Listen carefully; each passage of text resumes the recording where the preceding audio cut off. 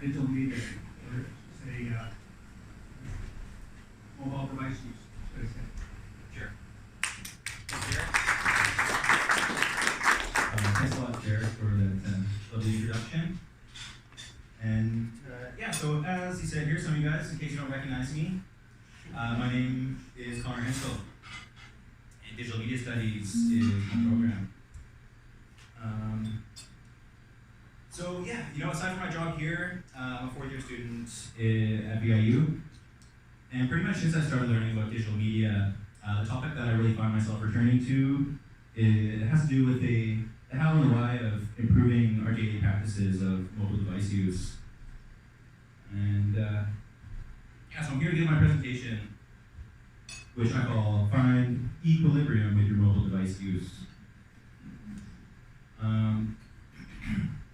The basic idea is to just kind of reconceptualize how we think of our electronic devices and conclude with some takeaways to help institute healthier practices in our own lives. So before I get started, I just want to be clear that my intent is not to paint technology as the bad guy. Our devices, they really are powerful tools, but as they say, with power comes responsibility. And I feel that many of us, like myself, were kind of handed the power before understanding the responsibility that comes with it.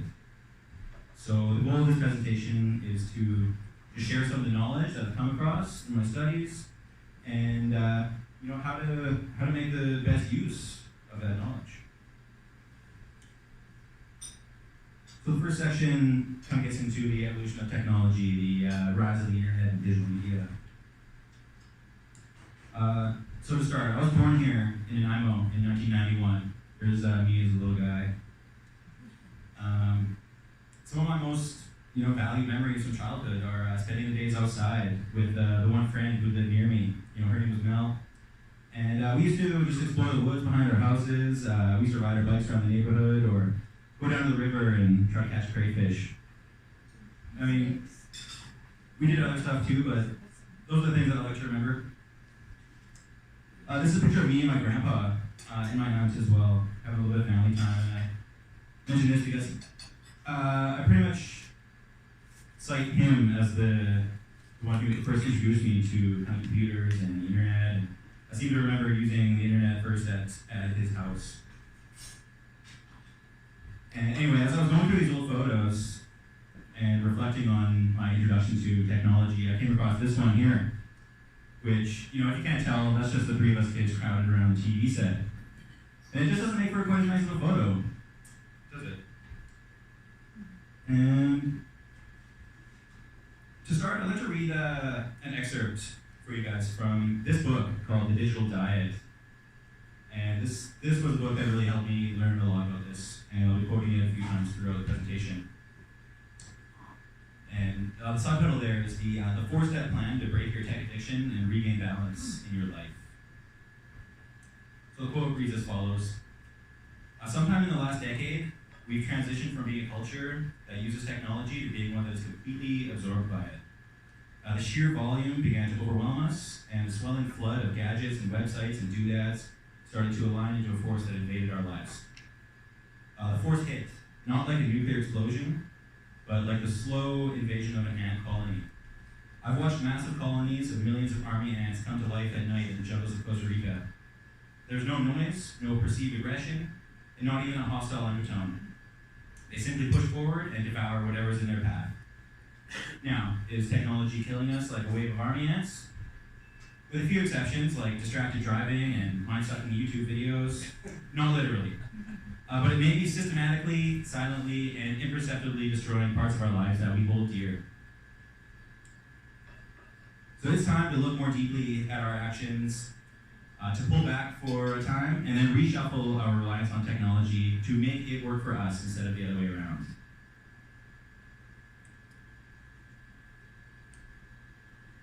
Moving on to the next section here, which is about visualizing the data and looking at the relationship between device usage and productivity. And when talking about how we might be using technology, I really like to use myself as an example. And I always cite one project in particular that I did that really opened my eyes to my own bad habits with my device use.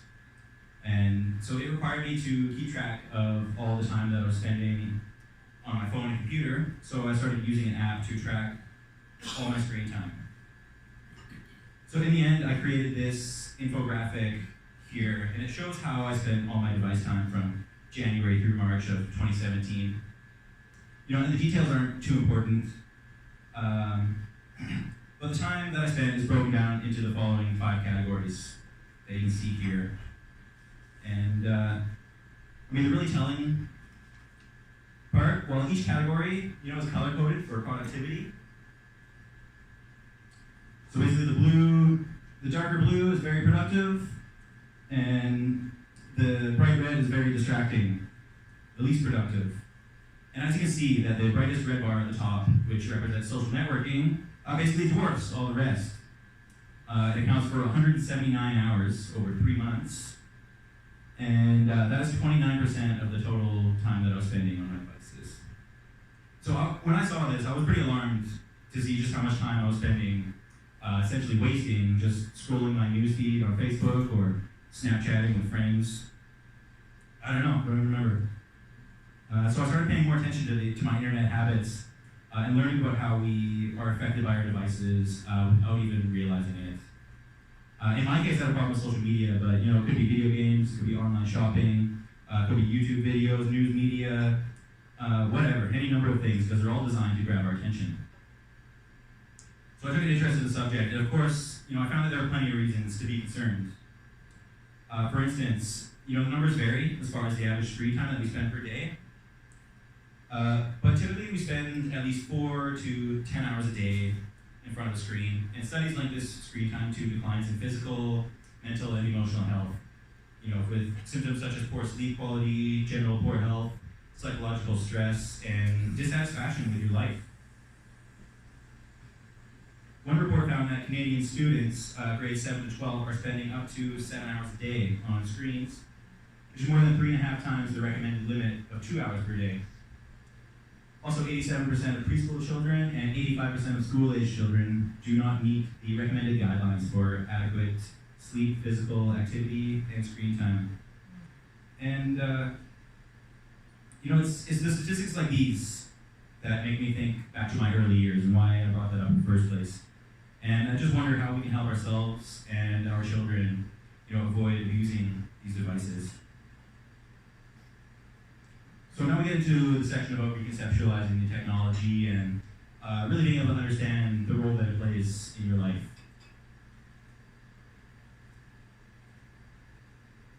So when we use our screens mindfully and strategically, we get more of the benefits and we reduce some of the negatives. And the key words in this statement really are mindfully and strategically. Now hopefully by the end of the presentation, you'll have a good idea of what this means exactly. But something to recognize is that our devices really are a double-edged sword, and you know, they have the power to affect us both positively and negatively. And overcoming issues with these devices, it shouldn't be about, you know, disconnecting, going cold turkey. You know, that's not going to work. It should be about connecting meaningfully. So this means taking personal responsibility and being intentional when you use technology. You know, I'm sure most of us in the room can relate to the experience of you know, just wondering where the time went after an hour-long binge on YouTube or social media or whatever you're doing online. There's a scientist and novelist named Charles Percy Snow, and he once said that technology is a queer thing. You know, it brings you great gifts with one hand and it stabs you in the back with the other. And I believe that's up to each of us as individuals to decide whether we let our devices be a great gift or whether we let them stab us in the back. Because the fact is that this technology is not going away anytime soon. And let's see, so most people would probably agree that relationships are not always easy, you know, and they can require plenty of work and hard thinking. With that in mind, how often do you stop to consider your relationship with your devices? Now, even though they may not be a person, you probably interact with them at least as much as you interact with any person, or more. So consider this testimony about you know, an avid device user's revelation who said, I never realized how impersonal my communication had become. I was interacting with my laptop and my phone more than I was interacting with my friends and family. So, unfortunately, this is a reality for many people.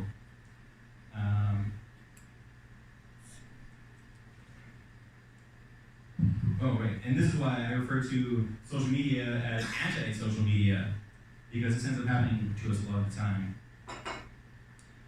So, if we're talking about the best practices for mobile device usage, well, what are they? And the thing is that this varies from one individual to the next. It's all going to depend on what you need to do, what you do for work, what your lifestyle is like.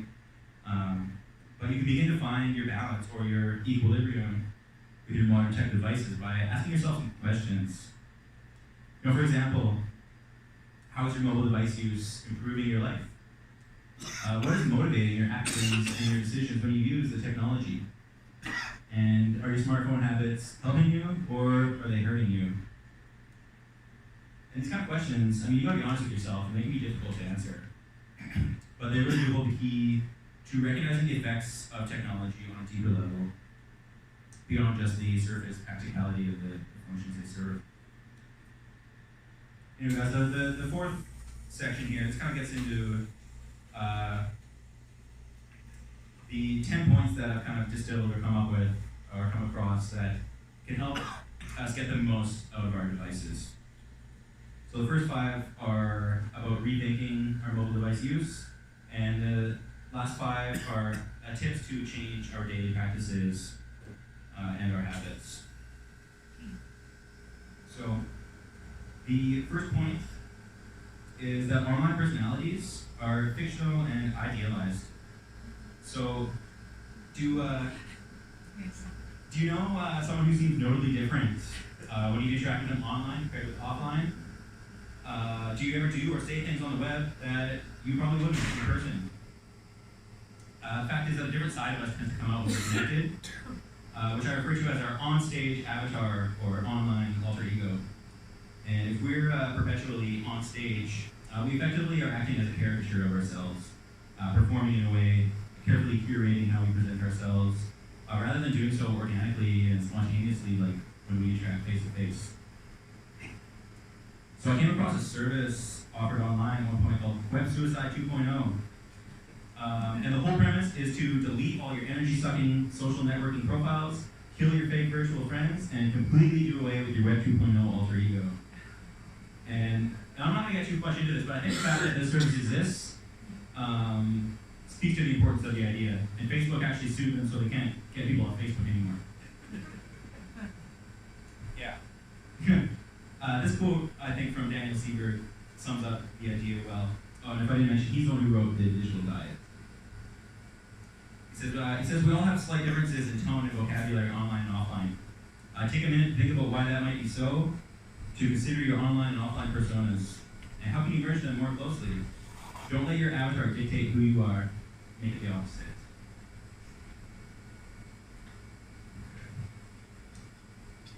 The second point is that we're most productive when we focus on one thing at a time. And this is about like the fallacy of multitasking and productivity. Because our brains have been shown to work best when we focus on one thing at a time. The term multitasking is actually a bit of a misnomer, because it really is more like task switching. We get a sense of busyness as we multitask. It makes us feel like we're being productive, but the reality is that we often end up wasting a lot of time and energy by constantly switching back and forth between activities. And with all the apps, programs, software, websites, and everything else offered by our digital devices, they're just highly conducive to this kind of task switching behavior. Happens to me all the time, where I'm jumping between assignments and just having to get my brain in different places, and it's awful. That said, there's advocates for multitasking, and they know that stimulating our brains in different ways can make us more creative and open to new ideas. But some experts say that all the digital multitasking hinders our ability to complete each independent task successfully. A 2009 Stanford University study concluded that for most of us, the more gadgets, the more distractions, the less effective we are. And so the trick to this really is just to know your limits and recognize when multitasking is becoming detriment. Third point here is about self-awareness and how you can be more self-aware when it comes to your habits. So how much attention do you pay to the way you use your devices in your day-to-day life? And how honest with yourself are you about these? Maybe you deride someone for staring at their phone as they walk down the street. Happened to me this morning. Or you feel ignored when you're trying to talk to someone who's paying more attention to the screen than they are to you, and all the while not realizing how often it's actually you who's the culprit of such antisocial behavior. Here's a statistic touches on that. This Harris Interactive study found that 72% of people identified bad mobile phone behavior as one of their top 10 pet peeves, but only 18% admit that they are guilty of displaying such behavior. So there's a little bit of discrepancy there, eh? It seems that we pretty much all know and agree that it's rude to be looking at your phone when you're with people, yet we often just don't acknowledge when it's us that is exhibiting this behavior. So back to the 5 points. Number 4 is that you could probably use a break. So are you always on stage? That is, can anyone reach you at any given time? If yes, this might be affecting your confidence and your inner strength. Consider this quote from Dr. Richard Restak, who is a noted Washington, D.C. neurologist, and he has studied extensively the effects of technology on the brain. So Restak said that we often get a hit of dopamine in our brain when people reach to us through digital means. We begin to desire these messages and notes and postings about anything else, and consequently ignore everything else around us. It can be all-consuming. Sometimes our brain just needs a break, a timeout, if you will. And as you probably tell, I really like the on-stage metaphor, because even if we've never performed for an audience, we can all imagine the stress that comes with putting on a show, which is effectively what we're doing when we spend all our time online, which is essentially a public place. Knowing that there are eyes on us, it affects our thoughts and our behavior, and when we live so much of our time, so much of our lives in the public sphere, we lose the rare moments of privacy that we get and the therapy provided by those moments. And this applies as well to the way that we always feel obligated to answer our calls and our texts and our messages and all this, and then we proceed to guilt trip ourselves for turning off our devices and taking a little bit of time for ourselves. And people don't help either when they say, "Why do you hear my content?" All right. The 5th point is: the smarter the phone, the dumber the user. Question mark, because kind of up in the air. I don't want to make that statement. But I think you probably can assume where I'm going with this. But would you be lost without your smartphone? Is using your device for everything causing you to lose the ability or confidence to do things without it? Some of us might be surprised at how rewarding it can be to get things done without turning to Google for every opportunity. Here's a pretty fitting statement on the matter. Everyone can agree that a website offering routes for public transit is useful and beneficial. But is this type of tech shortcut eroding our ability to ask questions and to be curious about our surroundings, to think for ourselves and be resolute in our decisions? Our heads down, all too often we give into our gadgets and let them be our guide. Technology really is just a word for the tools that we use to make things easier. But the tools that we adopt, they erode the abilities that we previously utilized. For instance, when the printing press was invented and literate society emerged, we started storing all of our knowledge in books instead of keeping it in our heads, and most of us just kind of lost the ability to do so because we didn't need to anymore. Now that we do so much of our communication via digital means, many of us are less adept at face-to-face communication. I hear the stats about teenagers who much prefer to text than talk in face-to-face. And my question is, what else are we losing in the process of adopting technology? So now that we have these 5 ideas in mind, we'll move on to the 5 tips to help put them into practice.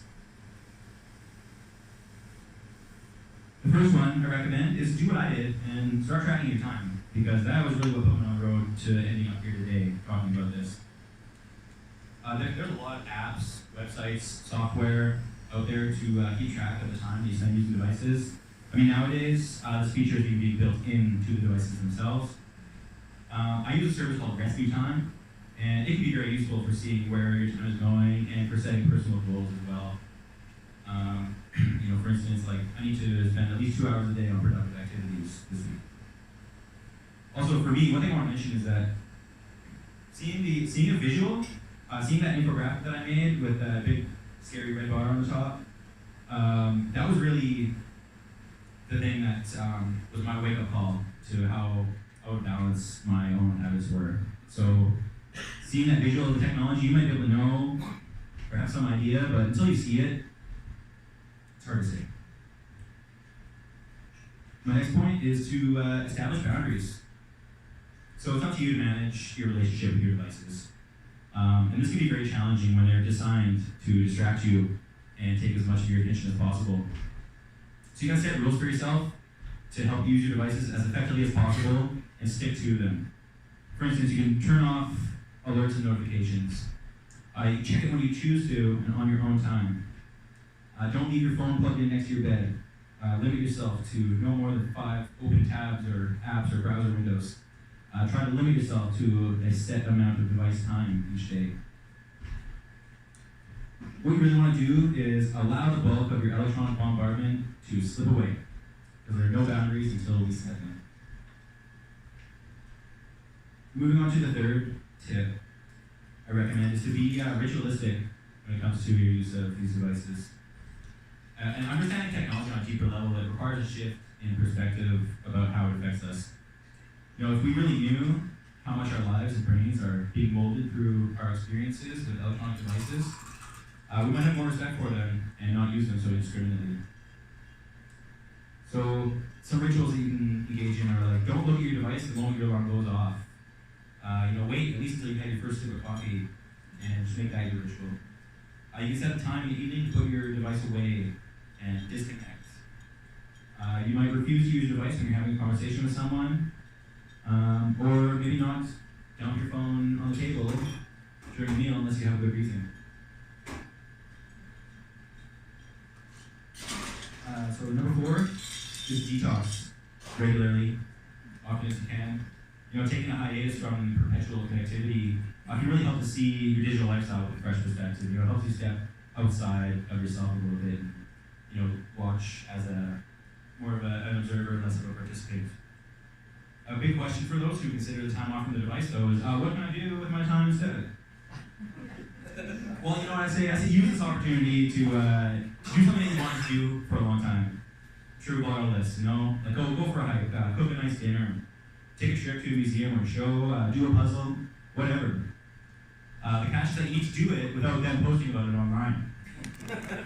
So, you know, no sharing photos or refreshing Facebook to see how many people commented. And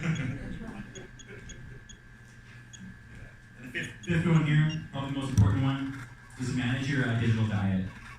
So just as there is no nutritional diet that applies to every person, there's no one-size-fits-all approach to effective device use. Consider what you consume digitally the way you consider what you eat. Do you have a balanced digital diet, or do you regularly consume too much junk? So just as with the food diet, you don't necessarily have to give up eating chocolate. You just don't down a whole cake every day.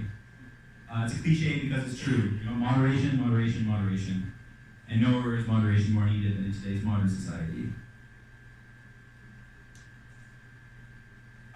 So one way of looking at technology is as an ongoing experiment that we conduct on ourselves. We don't always know exactly what the effects are of our daily use of electronic devices, but sometimes it can feel overwhelming. If 21st century existence means swimming in a sea of data every day, chances are we could use a life jacket. Here's another quote from Dr. Restak. The technology is driving, informing, sculpting, as I like to call it, the brain. So with that premise from Restak, we can take it one step further and accept that we are creatures of change, increasingly driven by external forces. Now this is particularly true of young people, because their brains are developing while they're surrounded by the lure of technology every day. So in conclusion, just keep in mind that the point of all this is not to demonize the technology. Spending time digitally is not the problem. The problem arises with the content and the motivation, the why and the what for. The solution is not to disconnect, but to connect meaningfully. And the end goal is to make your devices work for you rather than the other way around. So another way I conceive of technology is like an ocean. And rather than trying to fight against the waves, you want to just learn to surf them instead. So that concludes my presentation, you guys, and so I hope you enjoyed it, and maybe you'll have something to take away from this today and tell to the people who, like me, who maybe don't realize how hooked they are on their screens. Thank you very much.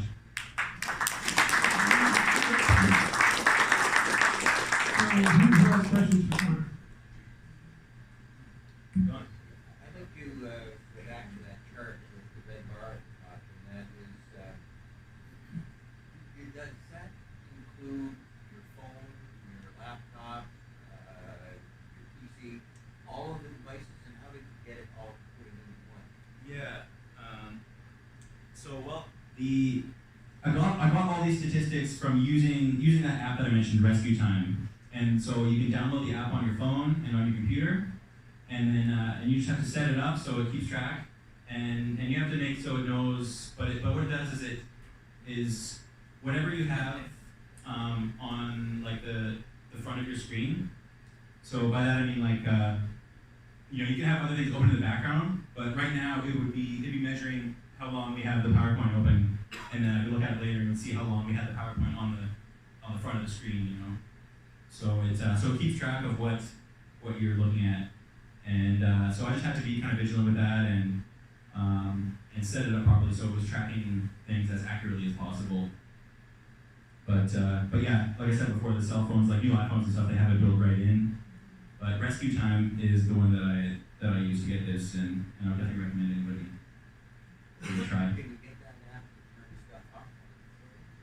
What's that? Can you get the app Oh. to turn things off? Yeah, I mean, yeah, you can set limits for yourself, so it'll not let you use your computer anymore, and yeah, it's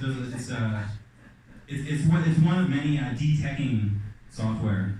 So detecting software that we use to use software, which is a little bit of a weird concept, but it helped me. Yes. Just to follow up on Don's, have you done another one? That's 2017. Have you changed your behavior and done another one of these trackings? I've been slacking on the measurement lately. I kind of I haven't been paying attention so much anymore. I don't feel I don't know. I should. Because I'm probably back in zero. I'm like, oh, I'm all good. And then if I did this, I'd be like, oh god. It's worse, right? Yeah. So no, I haven't kept up with it this year or lately. Yeah. Does anybody else have any questions for me? Yeah. Yeah, so I have a bit of a comment as a municipal politician. That is the significant difference between a face-to-face meeting with a person and doing it behind a keyboard. I throughout the saying that these people, a lot of them, not all of them, are what I would consider to be keyboard tyrants. And I do have a delete list, but to get too tyrant, Yeah. that delete button is really tempting. Yeah. Absolutely. They're also known as keyboard warriors. But that's very true. This is why I say when I'm talking about this, there's a reason why politicians fly around the world to meet face to face. It's not just for kids. There's something to be said for the face-to-face communication that we take for granted these days. Facebook can be amazingly cruel. Oh, that's what it's made for. Anti-social media. Well, if you can hide behind it, it's like kids playing video games. I have heard some of the comments they say to each other, and I just go, they would never say that if the person was sitting in front of them. No, well, one thing I said was, wouldn't it be great if people treat the internet like what it was, full of people? You wouldn't say this if you were in a room full of people, so why do you say it online? It's because you're living as a caricature of yourself, or you're acting as a version, playing out something that you aren't exactly.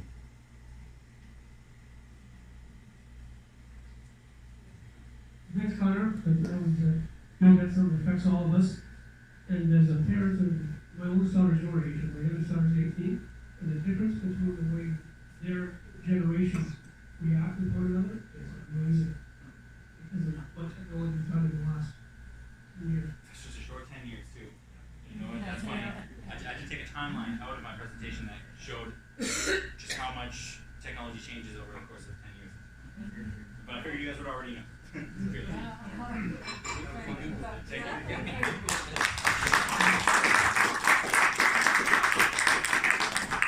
Okay, Colin, can I get you to come back up? Thanks. We have a Paul Harris to on board tonight.